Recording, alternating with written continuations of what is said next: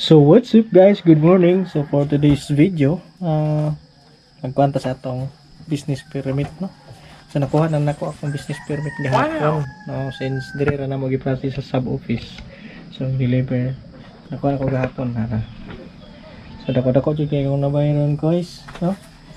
Naani diri sa amo ang munisipyo ang mabayaran. Naawara gud guys, oh. Mana ang mga bayaran diri sa munisipyo guys. Now, ang akong business diri na sigarilyo. Then domestic liquor, mga beer and fermented liquor, yung mga inani, tanduay, mga nasya. Tapos photocopying gini ng mga printer na mo. Wow. Photocopying services. Tapos then sari-sari store siya. Di ba? Nawa ang silang padagan silang taxis guys. Ngani. Tanawa ninyo.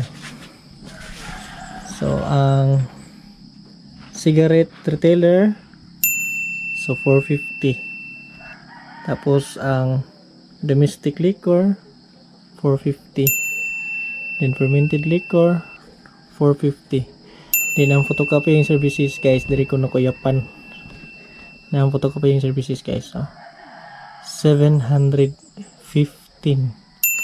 Tapos ang permit fee pa ana is 300. Naon, perti kaayo ka mahal. Tapos diri sa mga charges sa kanang ko service fee 75, 700 ang garbage fee, 100 ang medical certificate, sanitary 300, fire safety inspection 300 nya, nagbayad ko 500 na. So mo na ang breakdown sa kung bayron nun kung i-monthly na ko.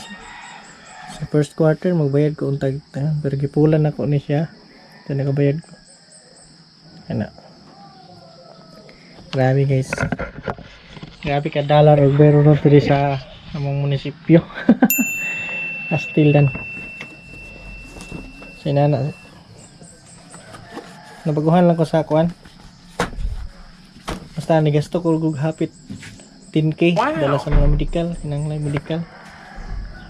Travels and expenses pa mga kan lagi almost 10k ang nagasto, no. Napay mga line charge sa to. Okay, mukha pa magkanag mga sidula, barangay clearance, yan na perte.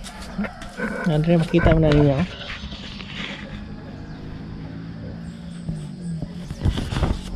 kung nabayaran dito lang sa licensing 5,620. Walang labot ang mga nasa gawas nga process para ng medical. Wala ko kay x-ray, tae o kihi nimo. Tapos wala man na diri sa dool, dito jud ka madto sa syudad. Expenses nimo, fair expenses. O unsa pa? Basta mo to. Yan na pa kay mga sidula, barangay clearance, di ba mga bayaran nun? Anak na siya. Ito yung mahala sa permitting ron. Nya pagkahuman mahibawan nimo nga ang mga kongreso dito sa babaw kay mo'y nagagamit sa itong mga tax, nag-inamaw rag mga balaod, no? Pastilan paita yan. Ito lang guys, bye bye.